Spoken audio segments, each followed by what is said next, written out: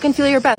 Los hombres se vinculan a través de la distancia. Escucha eso otra vez. Algo que escucho mucho y pasa mucho en relaciones de parejas heterosexuales. Que primero el man se enamora de ti, ¿sí? Tú tienes una vida completa, tú tienes tu vida, tú haces tus cosas. Y entonces el man empieza a exigirte que quiere que lo priorices más, que le des más atención. Te dice que no se siente lo suficientemente querido y bla, bla. Entonces tú sientes culpa y empiezas a priorizar a la persona.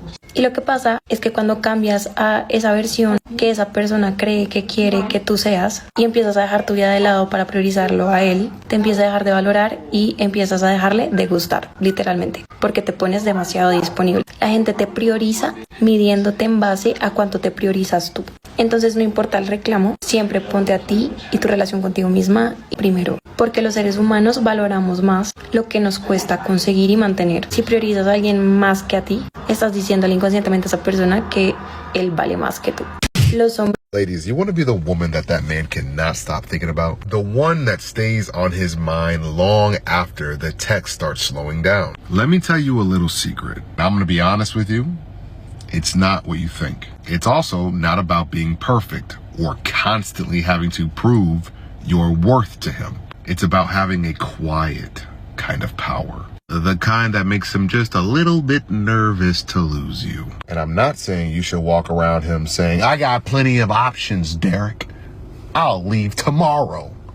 Bitch. You don't need to be dramatic. That's not showing power. That's basically just giving a performance. I'm talking about the energy shift when you stopped reacting emotionally to his bad behavior and start making him earn your presence, not the other way around. Why do you think men love video games so much? Because it's a challenge. Men love challenges. I mean, they would get pretty boring if they were easy. I'm not saying you need to be difficult. I'm also not saying you need to stress him the fuck out to the point where he's losing hair, because we all know men don't need more help with that. You just need to feel like an achievement worth fighting for. You think holding him accountable, though, means lecturing him or giving him a personal monologue about how you feel, but to a man, all he hears is, I still care, I'm still here, love me, love me, love me, love me, you still have access to me. Real accountability is when you remove your energy. Not cold, not toxic, just a calm detachment. You don't get loud. That's the last thing you want to do, especially as a woman. You get still.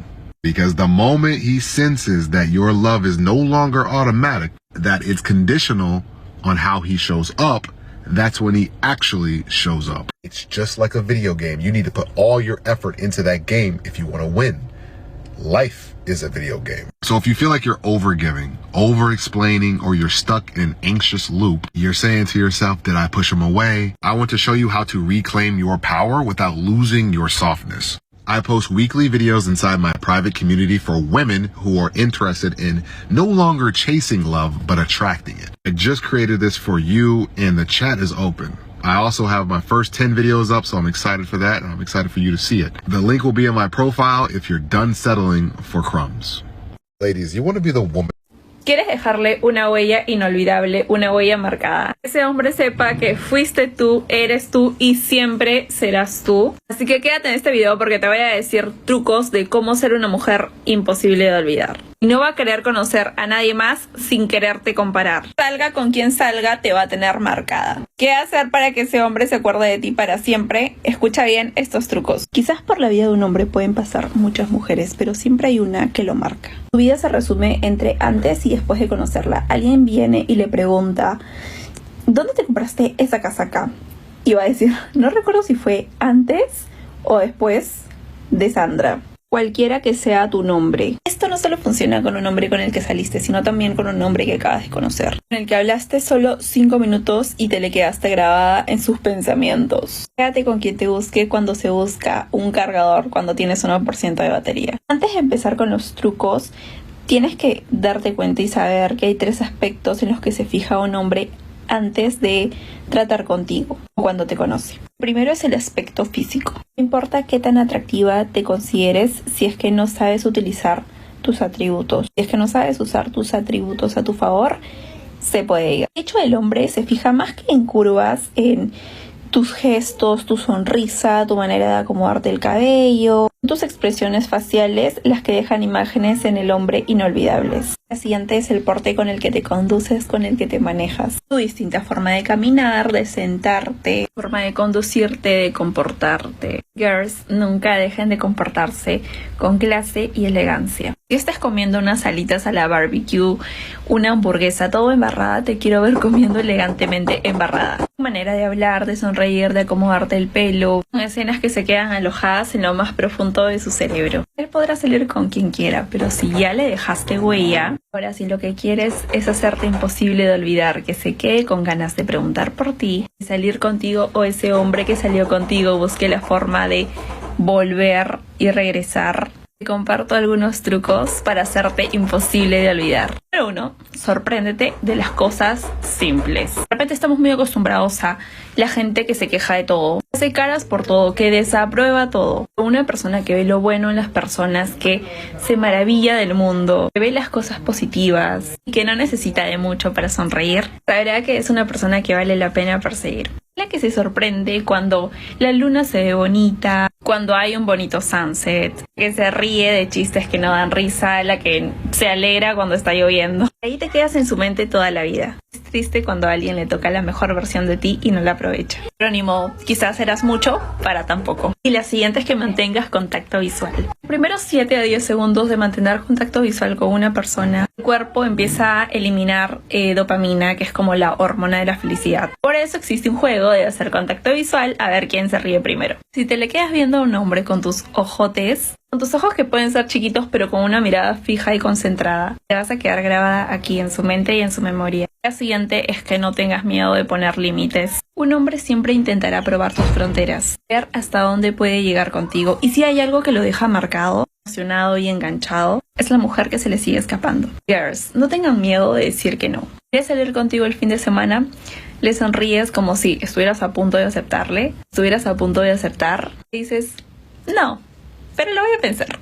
Vas a tener toda la semana buscando la forma de convencerte. Y la siguiente es que seas buena con los desconocidos. Si hay algo que te hace inolvidable es que tengas un corazón de oro. No tengas miedo de usarlo. No tengas miedo de ayudar a un desconocido, de realizar algún donativo, de ir a algún lado y ayudar o invitar. Invitar a ese hombre que vaya contigo porque las experiencias los unen. Pero cuando haces a ese hombre participar contigo en algo que le llena el corazón, va a acordar de ti siempre con cariño y admiración. Recuerda que al que hace bien, le va bien. La siguiente es que hagas que ese hombre se sienta especial. Un hombre no está acostumbrado a que le digan cosas bonitas. Pero si le haces ver un valor o un atributo, una cualidad que ni él se había dado cuenta o que él ni había tenido tiempo de notar, jamás se le va a olvidar. Tú puedes tener las cualidades necesarias de ser completamente inolvidable. Solo necesitas creértela. Acuérdate siempre de lo que vales. Recuerda, nadie es como tú y ese es tu superpoder.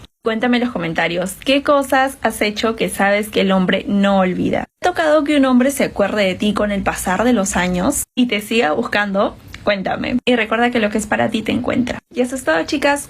Bye. ¿Quieres dejarle una huella inolvidable, una huella marcada? I saw a post from another creator that every woman needs to hear. This perfectly and eloquently sums up how you should view men in your life when it comes to dating and relationships. And I'm gonna read it to you. The man isn't the prize. Your lifestyle is. You can find love again, but peace, luxury, freedom, that's what we don't negotiate on. Let's make one thing clear.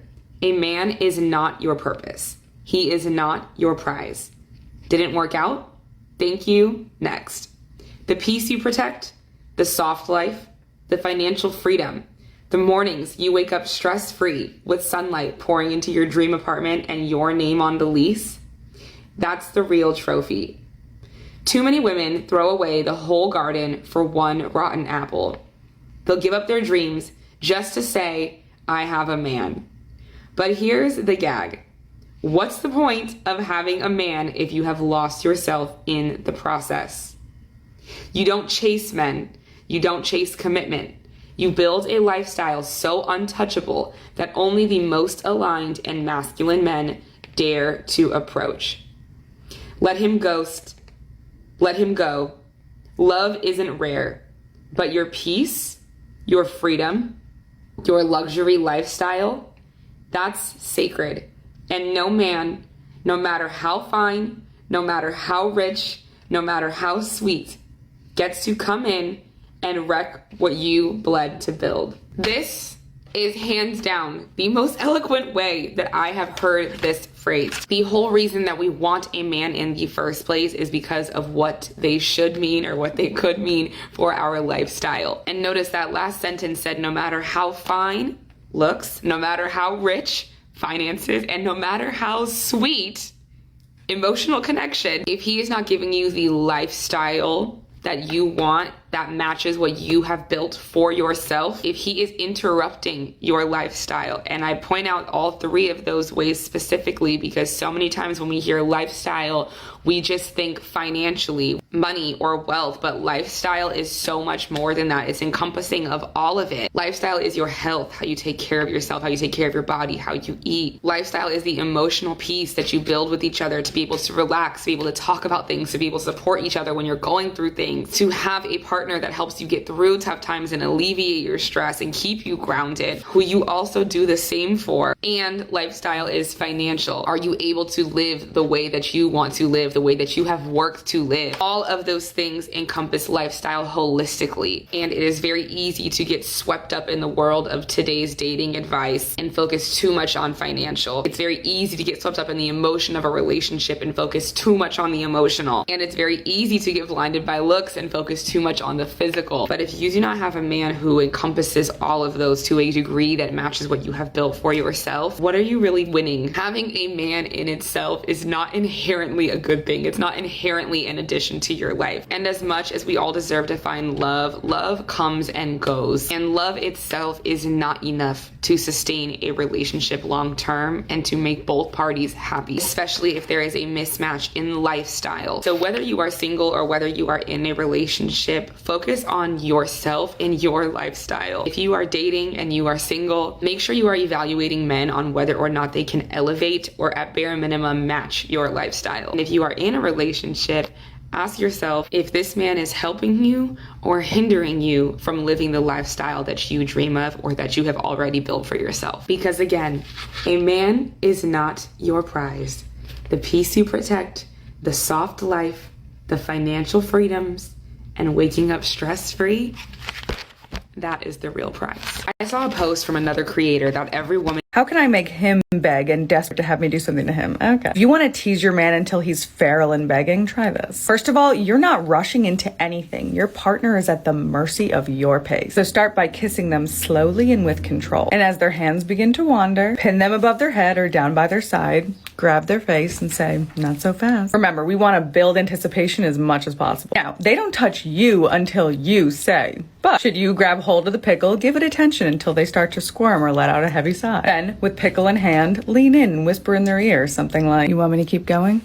Tell me. Or, oh honey, I'm just getting started. Now, they will likely say, yes, I want you to keep going. And that's what you're not gonna do. Instead, slowly back away from them and let them watch you do something visually stimulating. Take something off, strike a pose, put something in and ask, don't you wish this was you? Check the L in my B to see those things. Keep this teasing and denial going until it looks like they're about to explode. Then, with direct eye contact, say, oh, you look like you can't take much more. Tell me what you want. Now, in my experience, they should get to begging, but if not, maybe they need more convincing. Check you know where for more on all of this and let me know what you'd add to this list. How can I make him beg and desperate to have me do something to him? Okay. If you want to tease your man until he's feral and begging, try this. First of all, you're not rushing into anything. Your partner is at the mercy of your pace. So start by kissing them slowly and with control. And as their hands begin to wander, pin them above their head or down by their side, grab their face and say, not so fast. Remember, we want to build anticipation as much as possible. Now, they don't touch you until you say, but should you grab hold of the pickle, give it attention until they start to squirm or let out a heavy sigh. Then, with pickle in hand, lean in and whisper in their ear something like, you want me to keep going? Tell me. Or, oh honey, I'm just getting started. Now, they will likely say, yes, I want you to keep going. And that's what you're not gonna do. Instead, slowly back away from them and let them watch you do something visually stimulating. Take something off, strike a pose, put something in and ask, don't you wish this was you? Check the L in my B to see those things. Keep this teasing and denial going until it looks like they're about to explode. Then, with direct eye contact, say, oh, you look like you can't take much more. Tell me what you want. Now, in my experience, they should get to begging, but if not, maybe they need more convincing. Check you know where for more on all of this and let me know what you'd add to this list. How can I make him beg and desperate to have me do something to him? Okay. If you want to Ejercicios para trabajar en tu Black Cat Energy o tu energía femenina oscura. Primero, nada te saca de quicio tan rápido. No reaccionas ante cualquier cosa tan fácil. Tu paz es tu prioridad. Tú sabes dónde poner tu energía y dónde no. Qué situaciones valen la pena y cuáles no. Sabes que no eres para todos. Sabes que tu energía cuesta muy cara. Segundo, no persigues, tú reemplazas. Como dije, la energía es muy cara como para invertirla de mala manera. Entonces, esto también incluye respetar tus límites. Muchas confundimos respetar los límites con explicarlos, cuando realmente un límite no se explica, no se ruega que se respete. Una vez que te faltan el respeto, te vas. Y no me confundan con no saber arreglar situaciones, pero una cosa es un malentendido y otra cosa es sobrepasar tus límites, que te falten el respeto. Tiene que ser suficiente como para que tú ya no estés ahí. Tercero, sé consciente que tu brillo es magnetismo. Tu confianza es lo primero que se nota cuando entras en una habitación. La energía no tiene poder en ti. Tú tienes poder sobre la energía, sobre la materia. En vez de estarte preocupando qué dirán de ti, cómo te ves ante los ojos de los demás, tú simplemente eres consciente de que eres poderosa, de que te ves bien y te sientes bien. Más que nada que sabes quién eres. Y todo se va conectando, por ejemplo, esto con el punto 1. No te importen mucho ciertas situaciones, es muy poderoso porque tú estás tan segura de algo y es muy difícil que te hagan sentir insegura. 4. La privacidad y el misterio. No todo el mundo tiene acceso a ti ni a tu información. Hay que cuidar bien qué cosas contamos y qué no. Con esto no digo que dejen de ser extrovertidas, que dejen de ser ustedes mismas, para nada, siempre auténtica. Pero hay que cuidar la información y acceso a nuestra vida, hay que verlo como algo muy sagrado. Hay que aprender a guardarnos nuestros planes, hay que aprender a guardarnos nuestras inseguridades. A veces las exponemos demasiado ante el internet y créeme que muchas veces ni siquiera es necesario. Porque créeme que la gente sabe categorizar, la gente sabe cómo tratarte dependiendo de qué cosas ve que permites. Entonces, antes de sobrecompartir algo, piensa bien, ¿qué tan necesario es hacerlo? 5. Saber decir que no. Una mujer que sabe decir que no, para mí, es muy poderosa, porque respeta sus tiempos, respeta sus límites, respeta lo que realmente quiere hacer y lo que realmente quiere para su vida. No se anda con juegos. No le intimida decir que no. De hecho, es algo muy poderoso saber decir que no.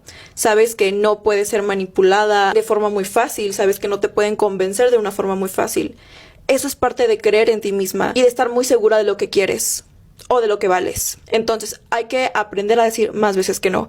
De verdad, es muy satisfactorio saberlo. Y por último, no eliges desde el impulso o desde el sentimiento todo el tiempo. Yo, por ejemplo, soy alguien muy emocional, pero de verdad uno de mis mejores consejos para ser una mujer más inteligente es que ya no me dejo llevar tanto por lo que siento. También hay que ser más racionales. ¿Qué tanto me conviene esto? ¿Por qué? ¿Qué está haciendo esta persona por mí? Antes de decidir algo, hazlo con mucha inteligencia. Antes de decidir hacer un cambio, hay que usar también la razón. Fíjate en tus movimientos, actúa con estrategia. Definitivamente amo la Black Cat Energy porque nos recuerda que tenemos la capacidad de elegir y no de ser elegidas todo el tiempo, de estar en modo avión. Recuerden que esto no tiene absolutamente nada que ver con el físico ni los colores que utilices, ni tampoco tienes que cambiar tu forma de ser. Tú vas a tomar de este video lo que es bueno para ti y lo que te haga sentir mejor. Las amo, girlies. Recuerden que son divinamente guiadas.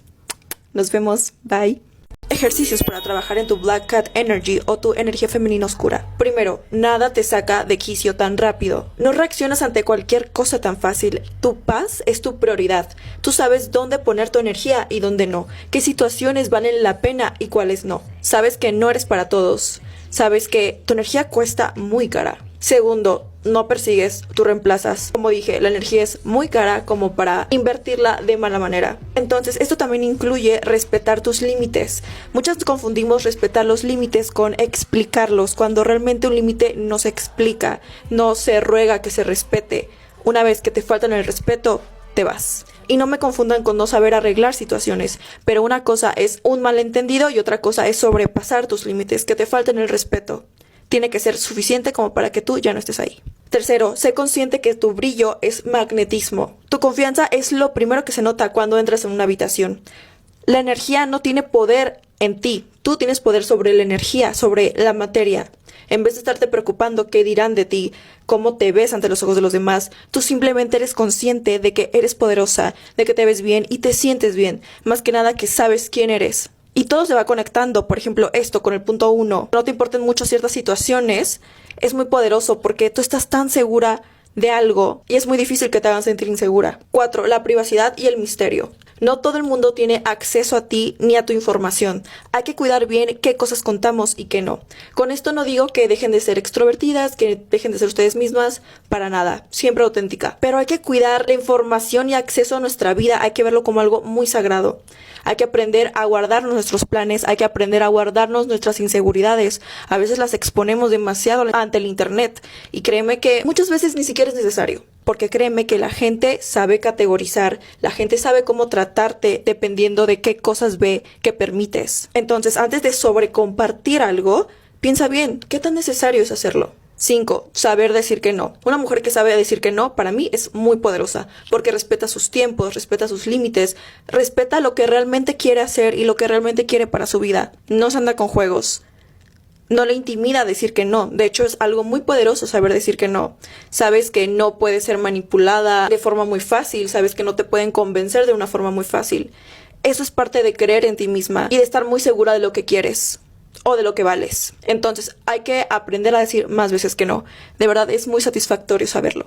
Y por último, no eliges desde el impulso o desde el sentimiento todo el tiempo. Yo, por ejemplo, soy alguien muy emocional, pero de verdad, uno de mis mejores consejos para ser una mujer más inteligente es que ya no me dejo llevar tanto por lo que siento. También hay que ser más racionales. ¿Qué tanto me conviene esto? ¿Por qué? ¿Qué está haciendo esta persona por mí? Antes de decidir algo, hazlo con mucha inteligencia. Antes de decidir hacer un cambio, hay que usar también la razón. Fíjate en tus movimientos, actúa con estrategia. Definitivamente amo la Black Cat Energy porque nos recuerda que tenemos la capacidad de elegir y no de ser elegidas todo el tiempo, de estar en modo avión. Recuerden que esto no tiene absolutamente nada que ver con el físico ni los colores que utilices, ni tampoco tienes que cambiar tu forma de ser. Tú vas a tomar de este video lo que es bueno para ti y lo que te haga sentir mejor. Las amo, girlies. Recuerden que son divinamente guiadas. Nos vemos. Bye. Ejercicios para trabajar en tu Black Cat Energy o tu energía femenina oscura. Primero, nada te saca de quicio tan rápido. No reaccionas ante... Be meaner to men. I am not joking. I am telling you this as someone who has dated for a while without letting men disturb my peace. I don't do yelling, I don't do chaos, and silence is my automatic default. I sleep like a fucking baby at night because I center my peace and only my peace. I am selfish and I have zero problem with that. Like, my time and my energy and peace are my most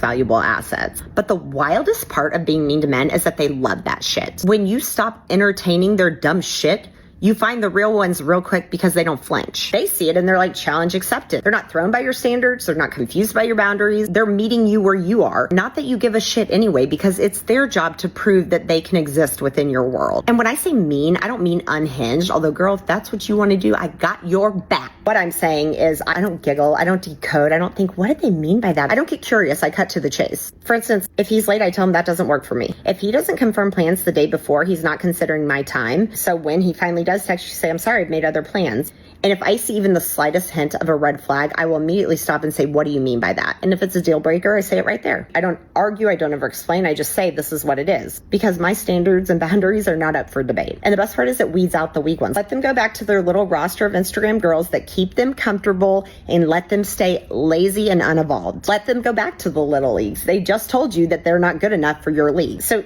this works if you're dating or in a relationship. Like, be meaner, center your peace, be short, don't over-explain, stop doing all that stuff. Your life will literally change. Be meaner.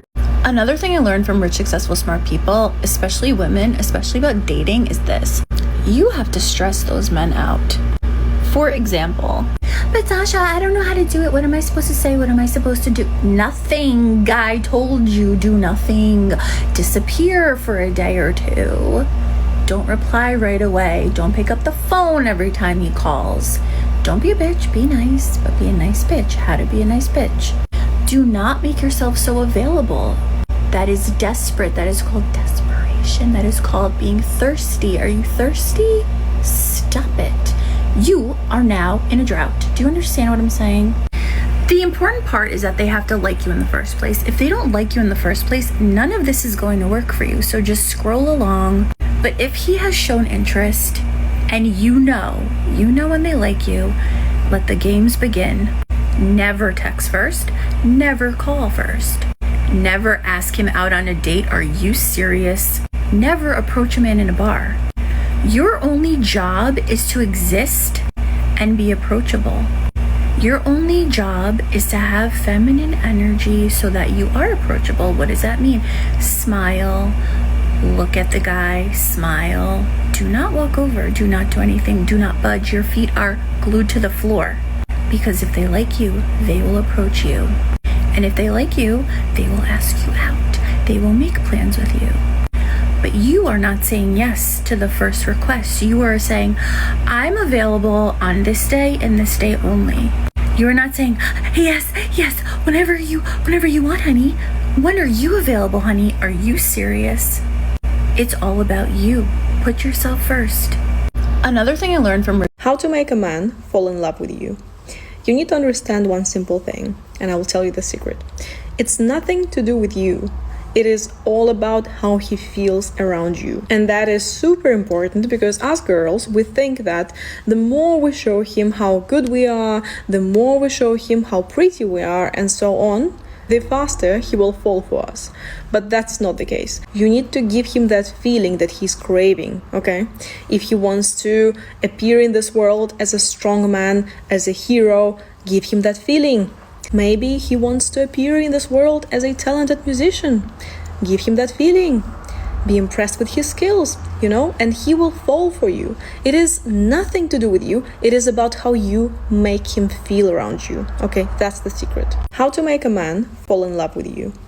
If you are pretty or socially deemed attractive, even if you're attractive in the slightest degree, this is for you. Being a bitch does not mean that you're out here being mean to people and spreading hate. I am going to teach you how to protect yourself from people that are weaponizing your kindness. We're going to learn the art of being a bitch, and this is the dummy version because you don't know this. First things first, you're going to claim your power back. When you're pretty, you attract all kinds of attention, good attention and bad attention. And there are people who get triggered by you just because of how you look. Even if you're nice, kind, or respectful, they are still going to be triggered by you because of how you look. So you may receive treatment that you don't deserve. You're going to need to stop feeling like something's wrong with you because the longer you feel like something's wrong with you, you nitpick yourself and you're always looking for something wrong with you that you're not able to be yourself anymore and you lose your confidence. So you need to claim your power back, girl.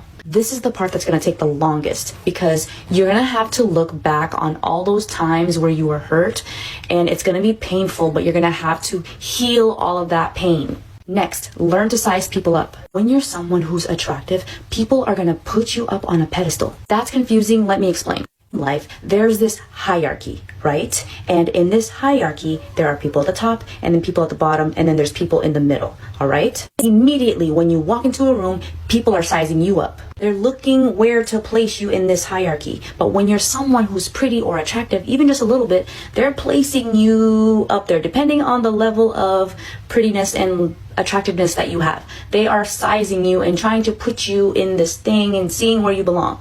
When you're pretty or attractive, people just kind of accidentally put you up there. This can be a good thing, but it can also be a bad thing.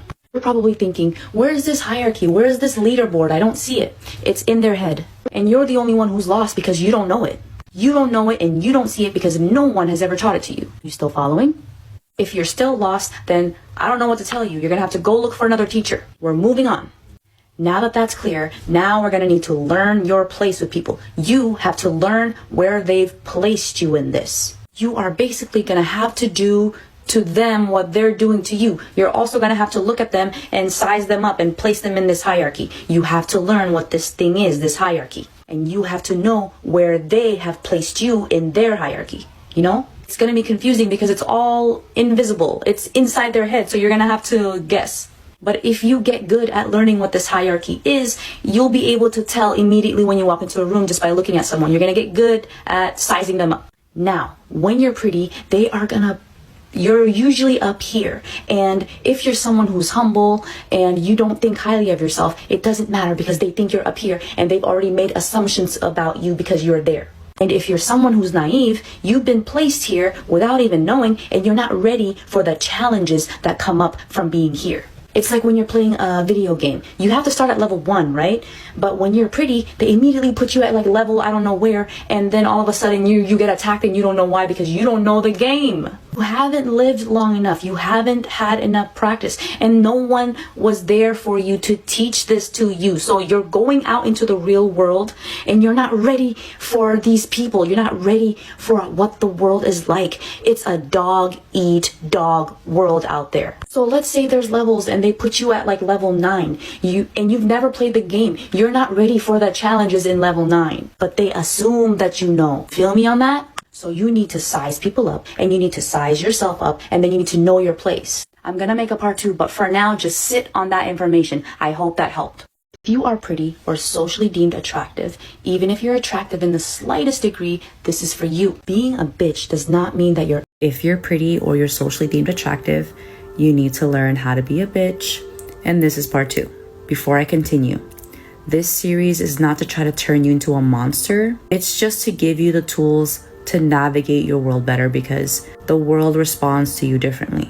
Out in the world, there are many different types of people.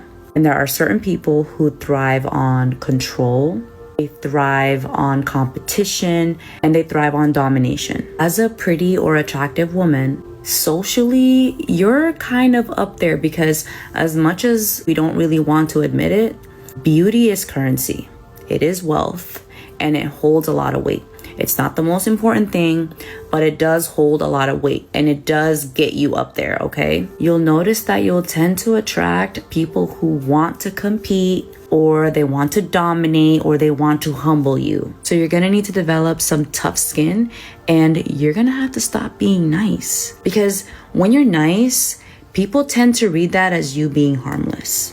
And when you're pretty or attractive, you can't be harmless, because you're gonna attract those type of people. If you have a certain level of bitchiness to you, when these types come around you, they're gonna think twice, because they're like, oh shit, I gotta tread carefully with this one. You know what I mean? So the next step in learning the art of being a bitch is to master detachment. When people are in your presence, you tend to reflect back onto them what it is about them that they've neglected. You reflect back things that they may be insecure about. Your presence can make people feel self-conscious, because when they look at you, they can't help but to also look at themselves. And if they're not happy or satisfied with what they see with themselves, that's gonna stir up all types of uncomfortable emotions. If this person is out of control or they're unaware of themselves, they're gonna project those emotions onto you. If or when that happens, detachment will save you, because when people project onto you,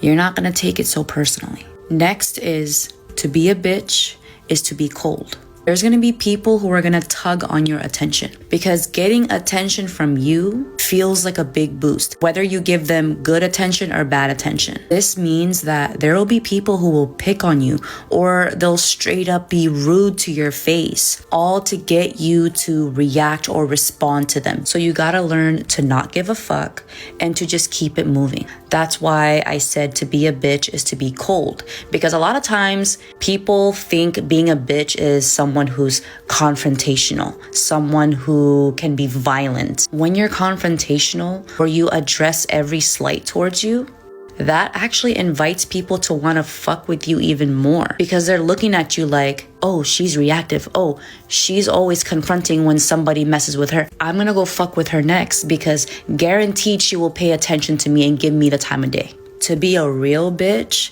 is to be cold, to not give a fuck, and to give people nothing. Attention is currency. That's why they call it pay attention, right? Whenever you're putting your attention on something or someone, you are paying it your attention. And I would even argue that attention is by far the most expensive currency out here. That's why there's certain people, not everyone, but there are certain people who resent beauty and attractiveness, because when you're beautiful and attractive, all you have to do is step out and you get attention. Then there's gonna be those types of people who pretend like they don't see you. They're gonna withhold support from you because they don't wanna pay it to you. People already pay you attention effortlessly, and they resent that. They don't feel like you deserve it. These are the types that think you need to earn everything. It's like they've always had to be exceptional, or they've always had to perform better than everybody else in order for eyes to be on them. People who usually have to work hard for things, They resent the people who just get it effortlessly. That's the end of the lesson. But before you go, I just want to add that as you become more sure of yourself, you start to gravitate towards the people who are good for you because you trust yourself now. You trust your body, you trust your senses. You're more in tune with yourself, which makes it easier and quicker for you to sift through the ones who are not for you versus the ones who are like, oh, I see potential in these ones. You know what I mean? You trust yourself so much that you don't have this anxiety or fear about getting to know people again because you trust that you have the boundaries and you trust that if anything ever switched up, I'll walk away. If you're pretty or you're socially deemed. Okay, so you want feminine ways to speak to him to make him obsessed? Okay, well, I'm here to deliver. Get your notepad and your pen out and bookmark this because you need this. And if you're not following me, what are you doing? I literally help women step into their power so they never ever get ghosted, breadcrumbed, or have their time wasted by men ever again. Because if you take my advice, you'll always be 10 steps ahead. Okay? Also, if you need any advice on one-to-one sessions, coaching, all my services, link in bio, you know what to do. All right, let's get into it. What you have to understand is when you're speaking with men, you are not speaking to women. Okay? Because some of you think that men think the way that you do. They don't. They think different, which means you have to change your communication style with a man to get what you want. Now, for those of you who are new on this journey, welcome. I'm here to help you.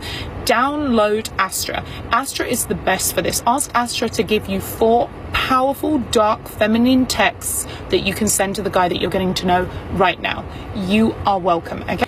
Instead of saying to him, I don't know, what do you want to do? You need to be assertive because the dark feminine woman knows exactly what she wants and she's not here to waste her time. So I'm going to need you to say something like this. I love when a man surprises me and takes charge and takes the lead. I love when a man takes charge. Surprise me. You see how powerful that one is? Now you've created a challenge for him. So you've actually activated his masculine instincts to want to pursue you and chase after you.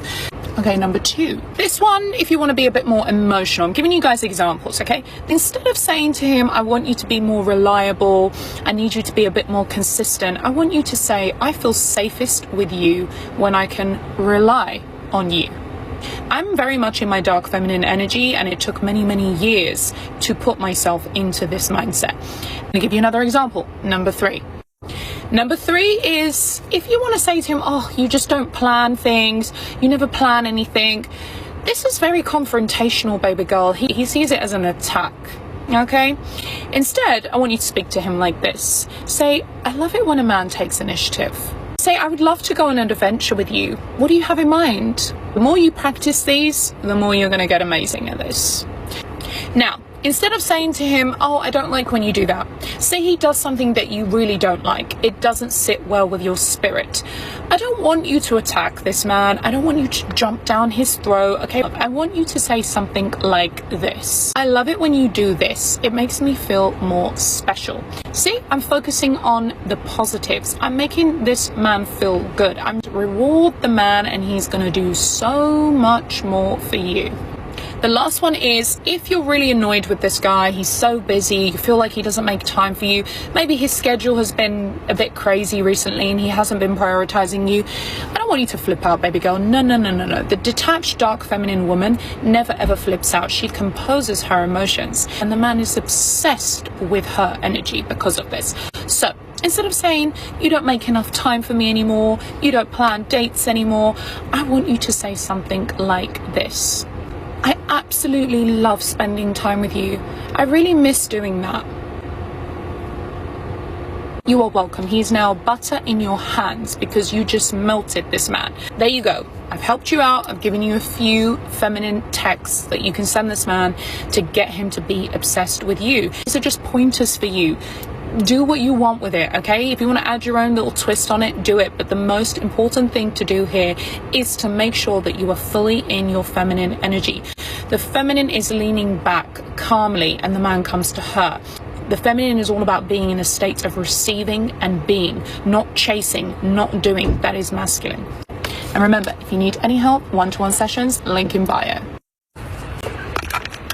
Okay.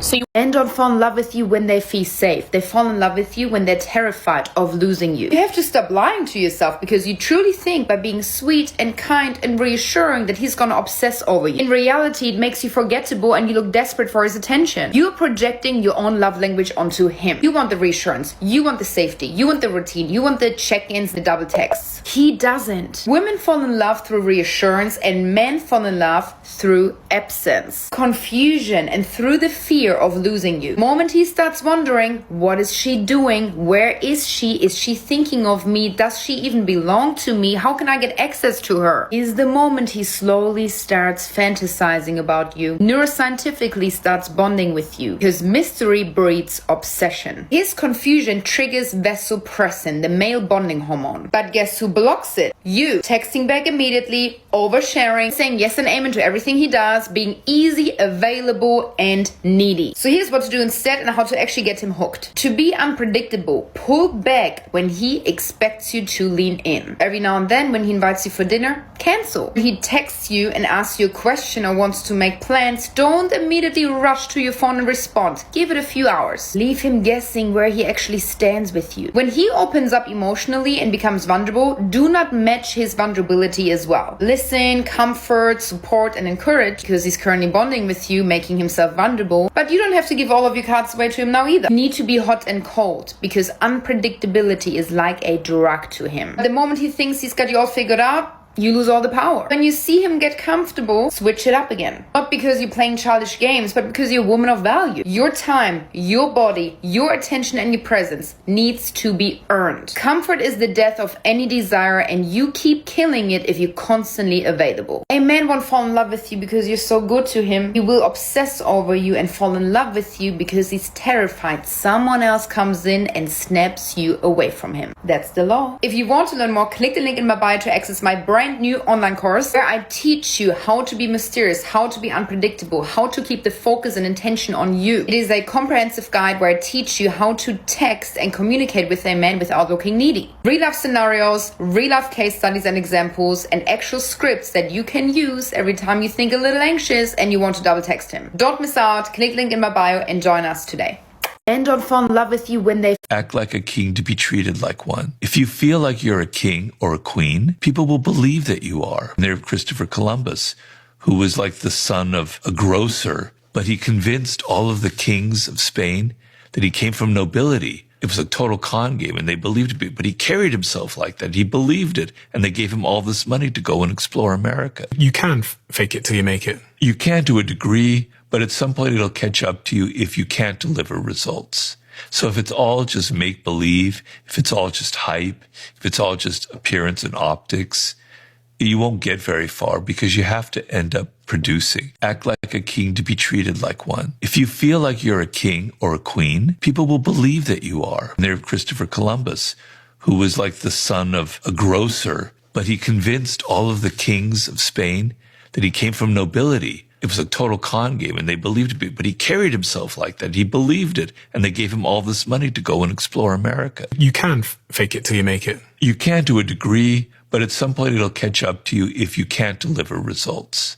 So if it's all just make-believe, if it's all just hype, if it's all just appearance and optics, you won't get very far because you have to end up producing. Act like a king to be treated like one. If you feel like you're a king or a queen, people will believe that you are. And there's Christopher Columbus, who was like the son of a grocer, but he convinced all of the kings of Spain that he came from nobility. It was a total con game and they believed it, but he carried himself like that. He believed it and they gave him all this money to go and explore America. You can fake it till you make it. You can to a degree, but at some point it'll catch up to you if you can't deliver results. So if it's all just make-believe, if it's all just hype, if it's all just appearance and optics, you won't get very far because you have to end up producing. Act like a king to be treated like one. Want some toxic advice? Everyone who's ever manipulated you was following a playbook, and I'm going to teach it to you so you can recognize when it's happening to you. Because if you don't learn the game, you'll keep getting played. Here's some older sister tips. Allow me to introduce the creep. technique, a set of tactics used by toxic families, toxic friends, toxic partners, and covert narcissists who want to use and control you. These people will be disguised as your nearest and dearest. They don't have a warning label, but they do have a pattern, and that pattern has a name. Creep stands for charm, rage, envy, entitlement, and pity. And they will cycle through these tactics on repeat until they wear you down, until they confuse, disarm, and control you. And it is very effective, but only if you don't know what to look for. So I'm going to show you, and I'm going to give you the counterattack to each one. It starts with charm. Here's what to look out for. Very quickly, they will act like your soulmate or best friend. They'll flatter you, mirror you. They'll use your language. They'll adopt your mannerisms, and you'll feel so seen and understood. And it is very intoxicating and very deliberate.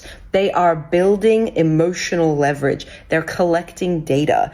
Charm is the bait, and once you're hooked, it only gets worse. Now, the counterattack for charm is time.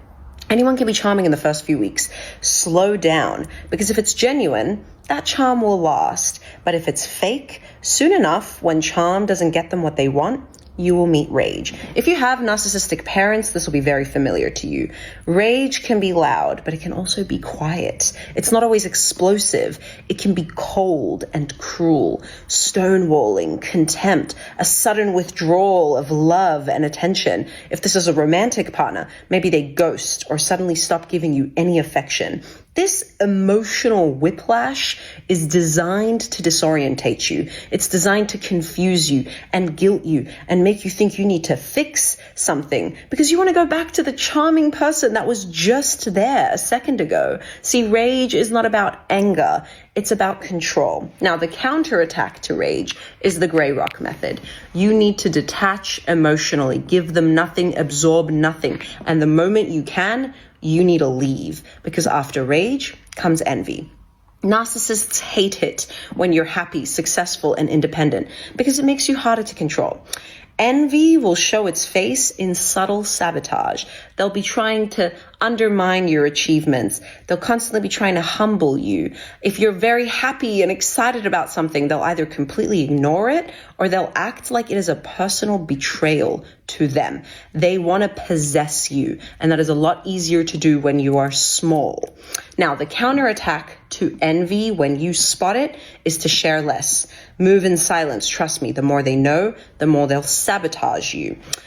After envy comes entitlement. Since they feel like they own you, they expect access to you, your time, and your energy. Always. That's why they react so badly when you try to set boundaries, which is the counterattack to entitlement. Now, if you want to watch a whole video on boundaries, I've got one of those on my page. It's got a tutorial for you.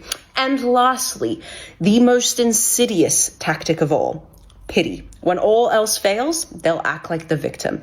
They will use your empathy against you. They'll weaponize sadness. They'll cry. They'll act helpless and defenseless. They'll dredge up some old trauma. They will make themselves the victim so they can guilt you into compliance. This tactic comes out when you try to walk away or stand up for yourself. This is emotionally manipulative vulnerability. It's not real. And when you fall for it, the cycle starts again.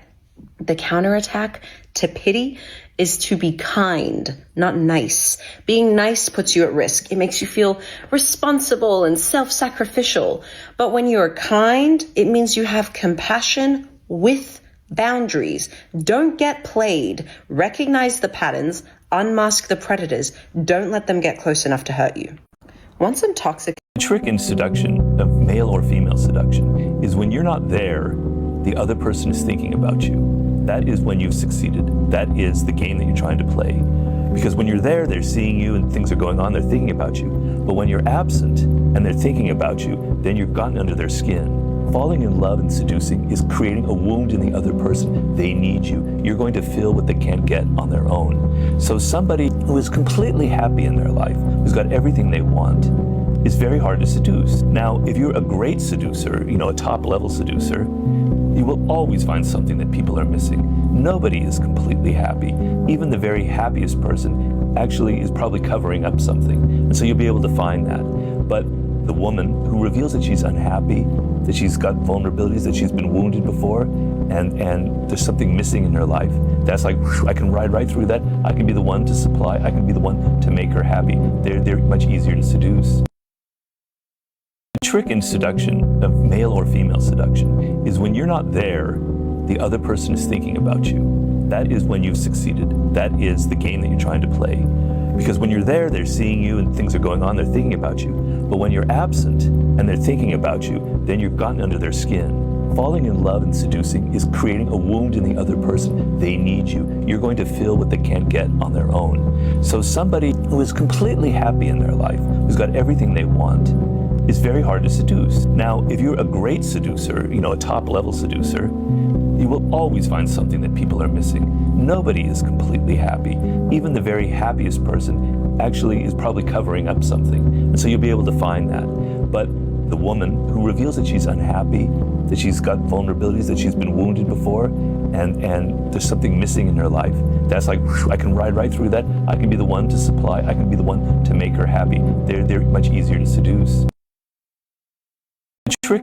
Este es un tema que va a herir la susceptibilidad de muchas mujeres. En otra ocasión lo he tratado en videos, pero ya va siendo hora de que lo vuelva a grabar. Sí, otro video controversial. ¿Te ha pasado que eres ese tipo de mujer en la que, como Dulce, te hablan en fin de semana pues para un ratito? Los hombres solamente te buscan por tu cuerpo, para decirte algo pues fuerte, fuera de tono. Si te buscan el fin de semana pues es ya para decirte ubi, ¿qué onda? ¿Untas? Te mando Uber. Ya sabes a qué me refiero. Y los domingos te da el bajón, porque tú no mereces, parece que nadie te puede elegir para estar un domingo de novios empiernados, mientras que otras sí. ¿Por qué otras sí, tú no? Porque nadie te elige a ti. ¿Qué tienes de malo? ¿Qué tienen otras que tú no? Y sé que es una pregunta que muchas mujeres tienen, porque muchas veces la soledad pega gacho. Y dices, es que soy buena mujer. Si alguien me diera la oportunidad, lo amaría con todo el corazón. Pero no, parece que quieren que los traten mal. A los hombres les gusta que los traten como perros, porque mira, yo aquí con todo el amor en las manos y prefieren andar con unas abusivas que les quiten el dinero y yo sería una gran mujer. Y lo que te voy a decir en este video puede que a mucha gente le genere resistencia, a mucha gente le enoje, mucha gente diga, no es cierto, eso no es verdad, porque es más fácil seguir haciéndose la víctima que hacer los cambios necesarios. Antes de empezar, mucho gusto, mi nombre es Lisa, soy psicóloga y no doy terapia, porque no tengo tiempo, pero sí tengo talleres, recursos, ebooks que puedes revisar en el link que está en mi biografía.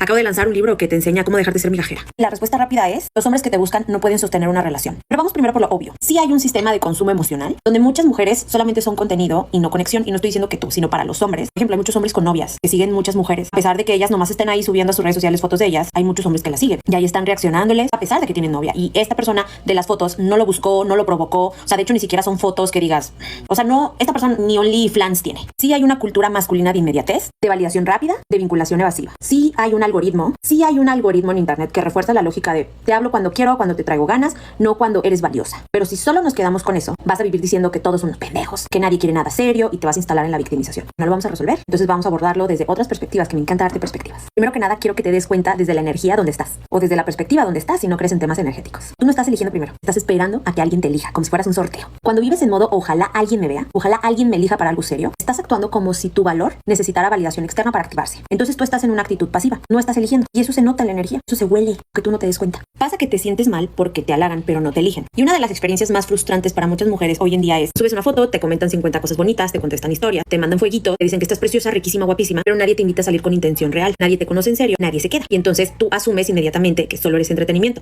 Y quiero que encuentres que tu cerebro aprendió a confundir halago con posibilidad vincular. O sea, que si alguien me ve, me habla, me desea, puede que le interese, pero en realidad no es así. El contexto actual de las redes sociales, el estímulo masivo, la atención gratuita, el halago no es sinónimo de interés real, es una descarga de deseo, no una propuesta emocional. Digo, este tema también da mucho para las mujeres que se enojan porque su pareja le reacciona a otras mujeres, lo cual no es correcto. Desde una perspectiva en la que crees que un fueguito es con una intención de conexión, habrá hombres que sí lo hacen, habrá otros que no, pero es que muchas mujeres viven en el caos emocional. Hay muchas mujeres que cuando alguien les da atención de un like, un fueguito, toman ese halago como señal para abrir tu emocionalidad. Por eso, en muchos de los contenidos en internet, tú puedes llegar a observar que te dicen, mantente privada, pero no privada de que tus redes sociales estén cerradas y privadas, sino si alguien te comentó algo bonito, deja de pensar que significa algo, deja de entrar en expectativas, tómalo como lo que es. La gente te está viendo, no te tiene por qué elegir solo por verte. Por eso a mí no me gusta mucho el contenido de mujer de alto valor, porque no saben explicar bien esto, o sea, hacen sentir mal a las mujeres que suben fotos, o los hombres que dicen, ay, las niñas con el Instagram o el TikTok privado, wow. No, todos lo están malinterpretando, porque precisamente los hombres quieren que creas que está mal exponerte, porque ellos tienen esta actividad de comentarte, tú malamente pensar que significa algo, entra a la expectativa, tú les das apertura, ellos dicen,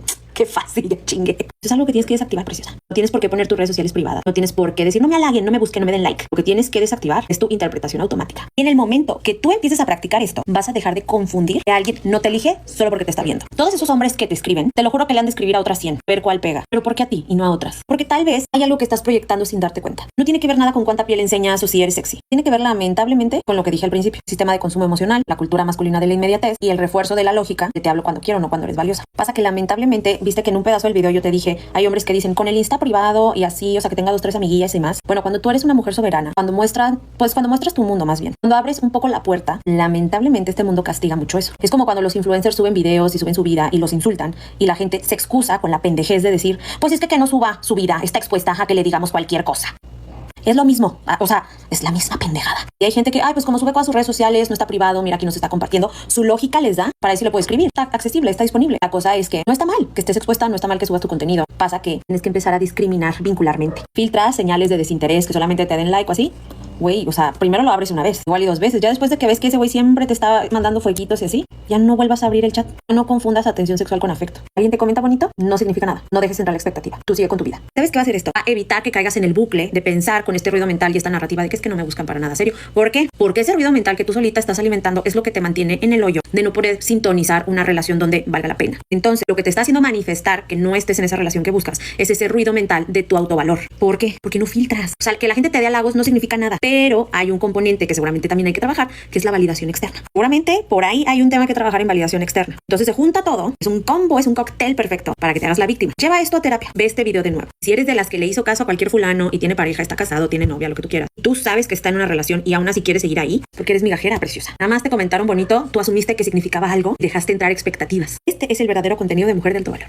Este es un tema que va a herir la susceptibilidad de muchas mujeres. En otra ocasión lo he tratado en videos, pero ya va siendo hora de que lo vuelva a grabar. Sí, otro video controversial. ¿Te ha pasado que eres ese tipo de mujer en la que, como Dulce, te hablan en fin de semana, pues para un ratito? Los hombres solamente te buscan por tu cuerpo, para decirte algo pues fuerte, fuera de tono. Si te buscan el fin de semana, pues es ya para decirte ubi, ¿qué onda? ¿Ontas? Te mando Uber. Ya sabes a qué me refiero. Y los domingos te da el bajón, porque tú no mereces, parece que nadie te puede elegir para estar un domingo de novios empiernados, mientras que otras sí. ¿Por qué otras sí, tú no? Porque nadie te elige a ti. ¿Qué tienes de malo? ¿Qué tienen otras que tú no? Y sé que es una pregunta que muchas mujeres tienen, porque muchas veces la soledad pega gacho. Y dices, es que soy buena mujer. Si alguien me diera la oportunidad, lo amaría con todo el corazón. Pero no, parece que quieren que los traten mal. A los hombres les gusta que los traten como perros, porque mira, yo aquí con todo el amor en las manos y prefieren andar con unas abusivas que les quiten el dinero y yo sería una gran mujer. Y lo que te voy a decir en este video puede que a mucha gente le genere resistencia, a mucha gente le enoje, mucha gente diga, no es cierto, eso no es verdad, porque es más fácil seguir haciéndose la víctima que hacer los cambios necesarios. Antes de empezar, mucho gusto, mi nombre es Lisa, soy psicóloga y no doy terapia, porque no tengo tiempo, pero sí tengo talleres, recursos, ebooks que puedes revisar en el link que está en mi biografía. Acabo de lanzar un libro que te enseña cómo dejar de ser migajera. La respuesta rápida es, los hombres que te buscan no pueden sostener una relación. Pero vamos primero por lo obvio. Sí hay un sistema de consumo emocional donde muchas mujeres solamente son contenido y no conexión, y no estoy diciendo que tú, sino para los hombres. Por ejemplo, hay muchos hombres con novias que siguen muchas mujeres, a pesar de que ellas nomás estén ahí subiendo a sus redes sociales fotos de ellas, hay muchos hombres que las siguen y ahí están reaccionándoles a pesar de que tienen novia. Y esta persona de las fotos no lo buscó, no lo provocó. O sea, de hecho ni siquiera son fotos que digas,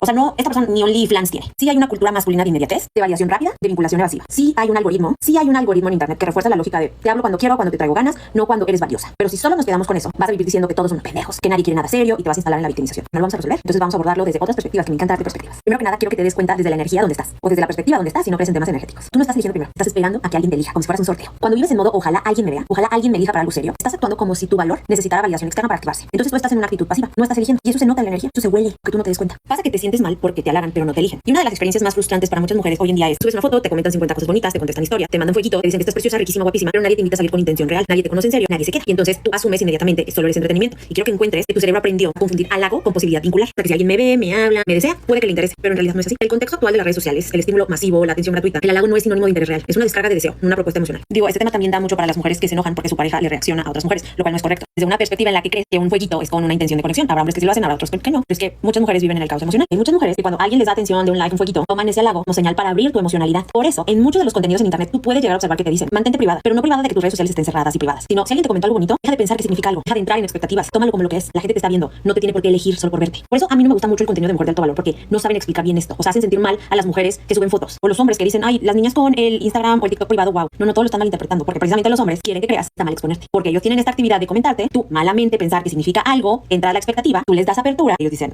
qué fácil, ya chingue. Eso es algo que tienes que desactivar, preciosa. No tienes por qué poner tus redes sociales privadas, no tienes por qué decirme a alguien no me busque, no me den like. Lo que tienes que desactivar es tu interpretación automática. Y en el momento que tú empieces a practicar esto, vas a dejar de confundir que alguien no te elige solo porque te está viendo. Todos esos hombres que te escriben, te lo juro que le han de escribir a otras 100, ver cuál pega. Pero ¿por qué a ti y no a otras? Porque tal vez hay algo que estás proyectando sin darte cuenta. No tiene que ver nada con cuánta piel enseñas o si eres sexy. Tiene que ver lamentablemente con lo que dije al principio, el sistema de consumo emocional, la cultura masculina de la inmediatez y el refuerzo de la lógica de te hablo cuando quiero, no cuando eres valiosa. Pasa que lamentablemente, viste que en un pedazo del video yo te dije, hay hombres que dicen con el Insta privado y así, o sea, que tengas 2 o 3 amiguillas y más. Bueno, cuando tú eres una mujer soberana, cuando muestras tu mundo más bien, cuando abres un poco la puerta, lamentablemente este mundo castiga mucho eso. Es como cuando los influencers suben videos y suben su vida y los insultan y la gente se excusa con la pendejez de decir, pues es que no suba su vida, está expuesta a que le digamos cualquier cosa. Es lo mismo, o sea, es la misma pendejada. Y hay gente que, pues como sube todas sus redes sociales, no está privado, mira que nos está compartiendo, su lógica les da, para eso lo puedes escribir, está accesible, está disponible. La cosa es que no está mal que estés expuesta, no está mal que subas tu contenido. Pasa que tienes que empezar a discriminar vincularmente. Filtras señales de desinterés que solamente te den like o así. Güey, o sea, primero lo abres una vez, igual y 2 veces. Ya después de que ves que ese güey siempre te está mandando fueguitos y así, ya no vuelvas a abrir el chat. No confundas atención sexual con afecto. Alguien te comenta bonito, no significa nada. No dejes entrar la expectativa. Tú sigue con tu vida. ¿Sabes qué va a hacer esto? Va a evitar que caigas en el bucle de pensar con este ruido mental y esta narrativa de que es que no me buscan para nada serio. ¿Por qué? Porque ese ruido mental que tú solita estás alimentando es lo que te mantiene en el hoyo de no poder sintonizar una relación donde vale la pena. Entonces, lo que te está haciendo manifestar que no estés en esa relación que buscas es ese ruido mental de tu autovalor. ¿Por qué? Porque no filtras. O sea, que la gente te dé halagos no significa nada, pero hay un componente que seguramente también hay que trabajar, que es la validación externa. Seguramente por ahí hay un tema que trabajar en validación externa. Entonces se junta todo, es un combo, es un cóctel